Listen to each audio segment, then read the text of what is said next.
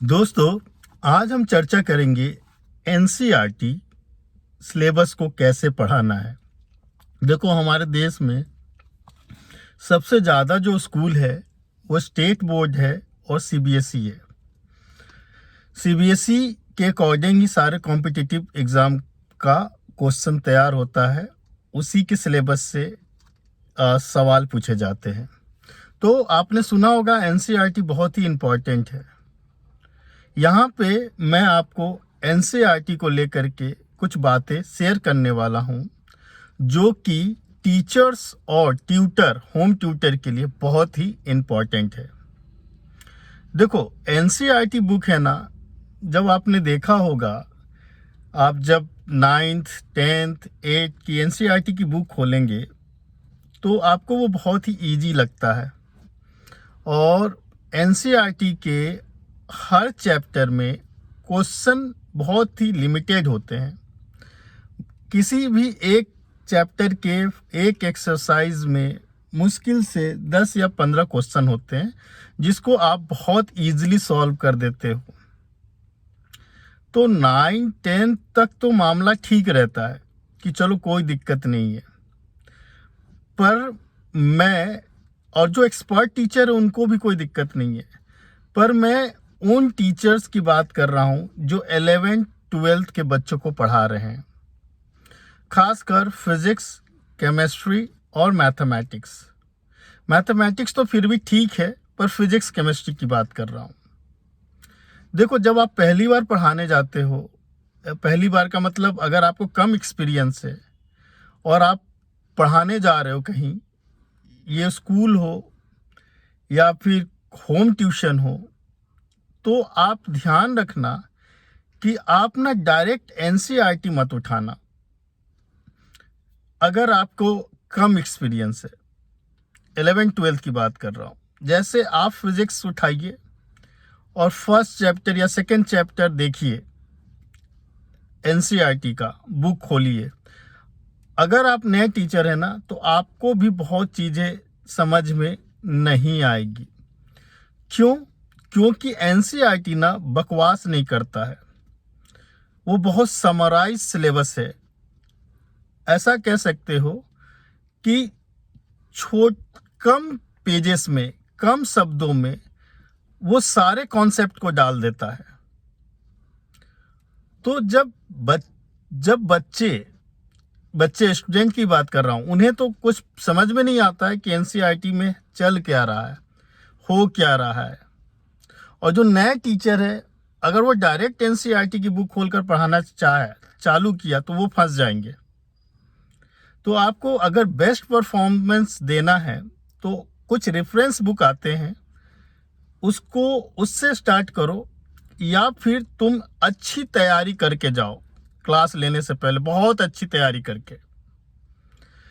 क्योंकि एनसीईआरटी में देखना, जब चैप्टर के बीच में कुछ कुछ क्वेश्चंस गिवन रहते हैं, एग्जाम्पल होते हैं, ठीक है। और जब चैप्टर 1 का ही आप या चैप्टर 2 का ही जब आप उसके न्यूमेरिकल पार्ट को करोगे ना, तो आपको उसका कॉन्सेप्ट समझ में आएगा, आपका दिमाग हिल जाएगा।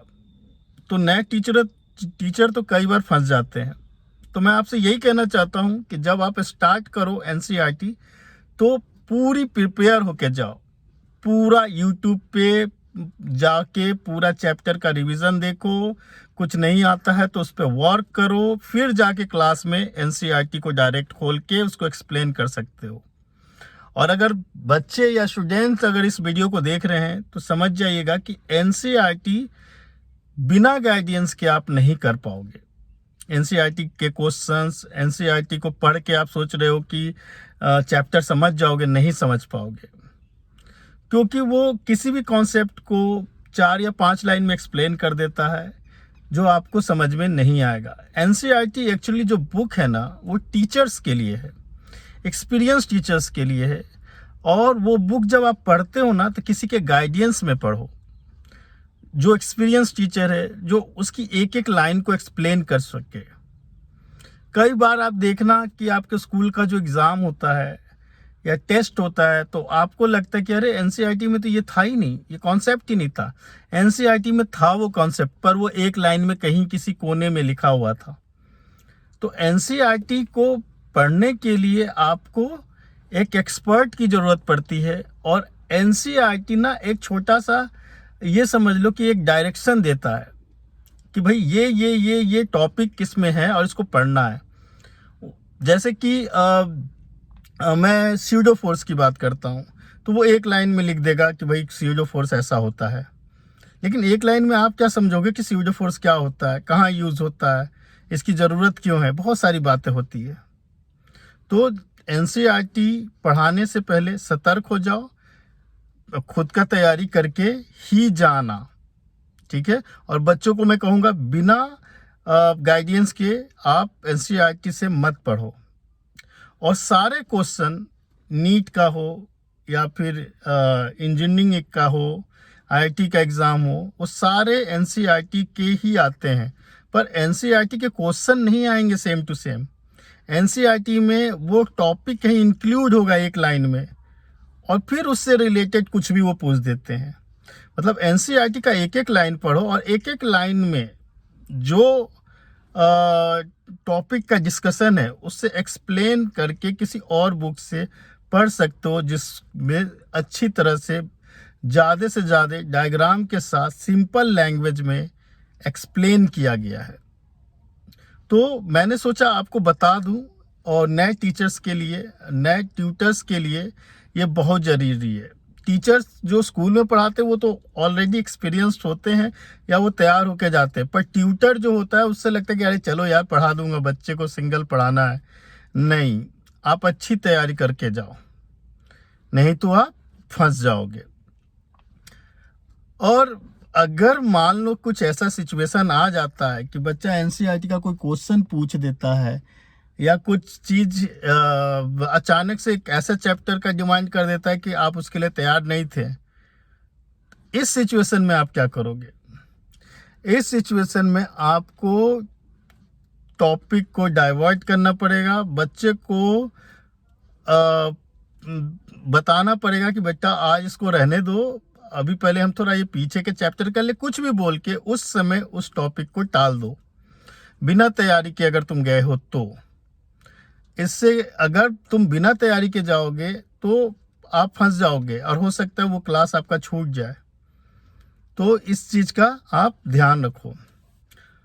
तो यही कहना था कि एनसीईआरटी एक बहुत अच्छी बुक है, बहुत अच्छा सिलेबस है, सारे इंडिया के एग्ज़ाम उसी के बेस पे बनता है, पर एनसीईआरटी को समझना इतना आसान नहीं है, ठीक है। बिना एक्सपर्ट के गाइडेंस में आप नहीं कर पाओगे। तो चलिए, आज के लिए बस इतना ही आपसे कहना था। आप ध्यान रखिए, सावधान रहिए। Thank you.